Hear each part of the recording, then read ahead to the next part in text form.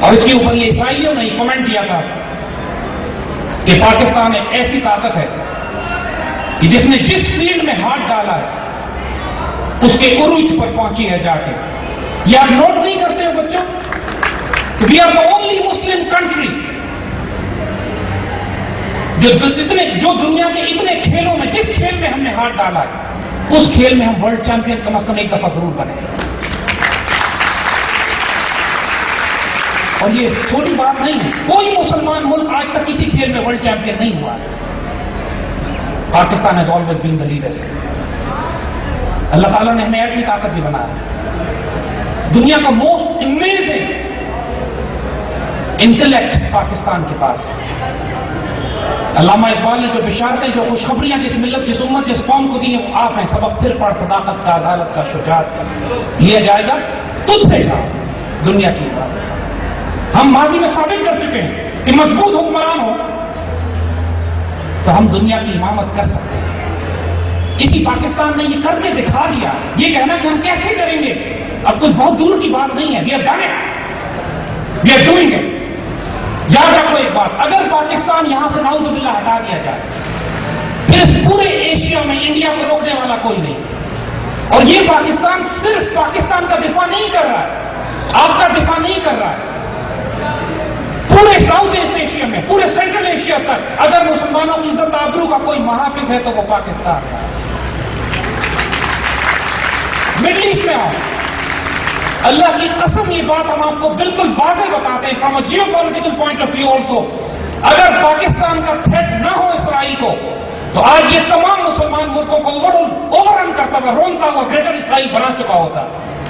کسی مسلمان ملک میں اب فوجی طاقت نہیں ہے کہ وہ اسرائیل سے مقابلہ کر سکے جو ایک ایٹمی طاقت بھی بن چکا. اس کو صرف پاکستان کا خوف ہے. اور جب پاکستان نے ایٹمی دھماکے کیے تو انڈونیشیا سے لے کر موروکو تک مسلمانوں نے مٹھائیاں بانٹی, چراغاں کیا, سڑکوں پہ رقص کیا. کیوں؟ فلسطین کے چھوٹے چھوٹے بچوں نے اپنے پتھروں جو اسرائیل میں ہمیشہ پتھر مارا کرتے تھے انہوں نے اپنے پتھر رکھ کے اپنا مکہ دکھایا اسرائیل کو کہ اب ہمارے پاس بھی ایٹم بم ہے.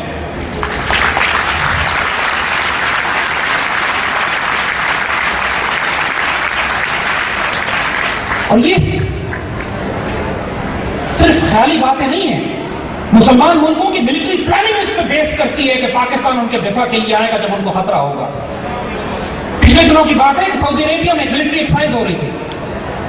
جب فوجی ایکسرسائز ہوتی ہے کسی ملک کی تو اس میں ایک ریزیوم کیا جاتا ہے کہ ایک دشمن حملہ کر رہا ہے, پھر فوجیں اس کا دفاع کر رہی ہیں, پھر ظاہر ہے اس کا انجام ٹرمینیشن کی جاتی ہے کہ فوج جنگ ختم کس طرح ہوگی. تو سعودی فوج جس طرح ہم اپنی ملٹری ایکسرسائز جو کرتے ہیں تو خطرہ ہمیں انڈیا سے ہوتا ہے. ہم دکھاتے ہیں کہ انڈیا کی فوجیں حملہ کر رہی ہیں اور پاکستان ان کا دفاع کر رہا ہے. جب فوجی مشقوں میں ایسے ہوتا ہے. سعودی عرب میں فوجی مشقیں ہوتی ہیں تو وہ اسرائیل کو تھریٹ کے طور پر لیتے ہیں. ایک فوجی مشق تھی جس میں پاکستانی ایڈوائزر بھی شامل تھے. تو سعودیوں نے اس جنگی مشق کو ختم اس طرح کیا کہ اسرائیل بڑھتے چلا آ رہا ہے کیونکہ اس کی طاقت بہت زیادہ ہے, سعودی فوجیں اس کو روک نہیں پا رہی ہیں. تو آخر میں سعودی فوجیں نیوکلیر ویپن سے اسٹرائک کرتی ہیں اسرائیل کے اوپر. سعودی فوجیں نیوکلیر ویپن فائر کرتی ہیں, نیوکلیر میسائل لانچ کرتی ہیں اسرائیل کے اوپر. تو پاکستان کا جو ڈیفنس اٹیچی وہاں پر ہوتا ہے وہ مسکرا کے سعودی اپنے کاؤنٹر پارٹ سے پوچھتا ہے کہ یار تم لوگوں کے پاس تو ایٹمی ہتھیار ہے ہی نہیں, تم اسرائیل پر کیسے فائر کرو گے؟ تو بغیر جھجکے وہ سعودی پاکستان کی طرف دیکھ کر کہتا ہے تمہارے پاس تو ہے.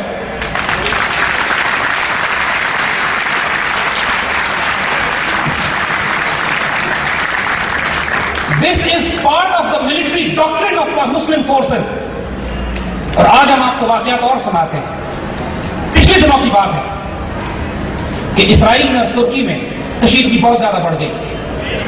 ترک پرائم منسٹر نے جو ڈیووس میں جا کے اسرائیل کی بے عزتی کی, اس کے بعد اسرائیل یہ چاہتا تھا کہ چونکہ اس کے مسلمان ملکوں میں ترکی ایک ملک ہے جس کے اسرائیل سے سفارتی تعلقات بھی ہیں, فوجی مشقیں بھی اکٹھے کرتے ہیں, لیکن پچھلے چند ماہ سے تعلقات کی شدید خراب ہونے والے ہیں.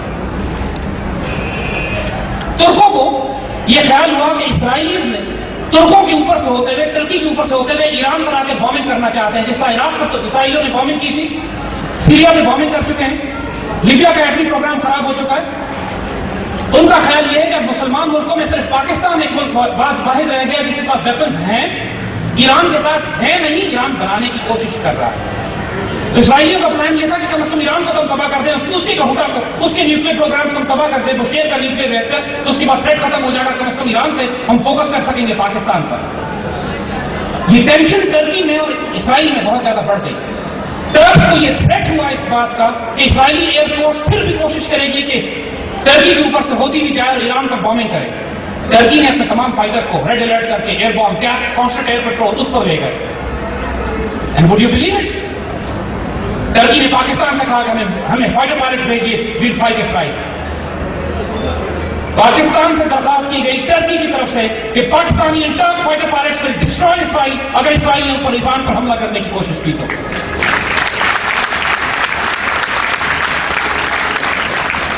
یہ سب باتیں نہ ہمارے سیاستدان بولیں گے نہ میڈیا میں آئیں گے، لیکن we are only telling you this so you realize what Pakistan is۔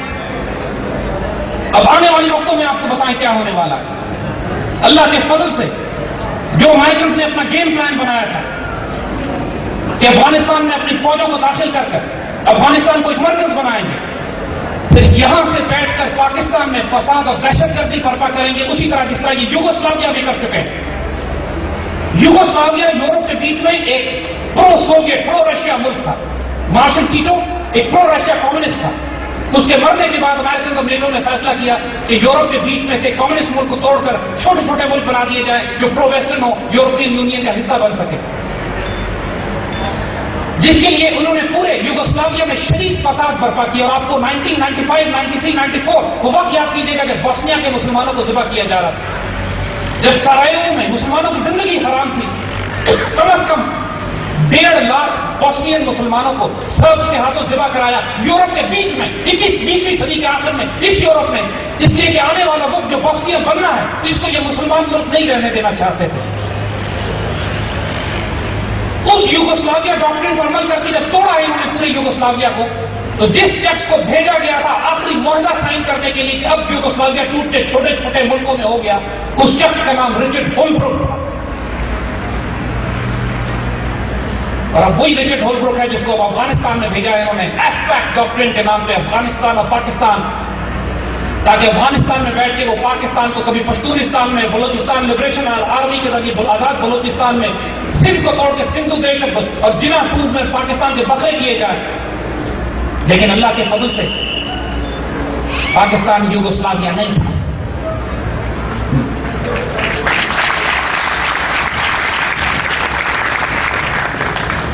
Pakistan کے 17 کروڑ غیرت مند مسلمان اس ملک کی عزت اور آبرو پر جان دینے والے ہیں۔ ہم ایک اللہ کے فضل سے ایٹمی اسلامی طاقت ہے۔ پاکستان میں جو کھیل انہوں نے کھیلنے کی کوشش کی دہشت گرد تحریک طالبان کے ذریعے، بلوچستان لبریشن آرمی کے ذریعے اور کراچی کے گنڈوں کے ذریعے جنہوں نے 2 روز پہلے 4000 دکانیں جلائی ہیں کراچی میں، ان دہشت گردوں کے ذریعے جو حکومت میں بیٹھے ہوئے ہیں وہاں پر، جس کھیل کو یہ امپلیمنٹ کرنا چاہ رہے تھے، اللہ کے فضل سے ان کو ہر محاذ پر بری مار پڑی۔ سب سے پہلے انہوں نے کرپٹ اور انکمپٹنٹ بغیرت حکومت بٹھائی ہمارے سروں پہ تاکہ وہ پاکستان کو توڑنے میں ان کی مدد کرے۔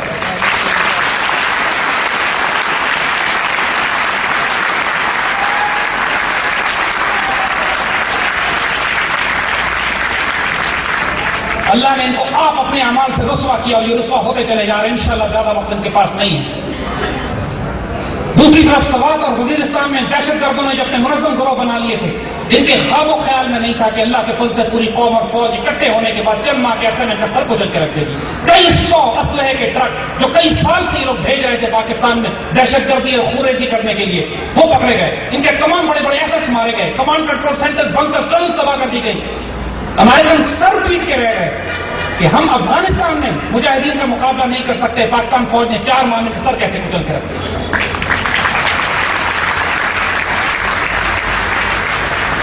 ساؤتھ وزیرستان جہاں کہا یہ جا رہا تھا کہ مدر آف آل بیٹلز لڑی جائے گی، اللہ کے فضل سے 30 دن میں پورا ساؤتھ وزیرستان بیت اللہ محسود کا آبائی گھر اس وقت ہمارا بریگیڈ ہیڈ کوارٹر بنا ہوا ہے۔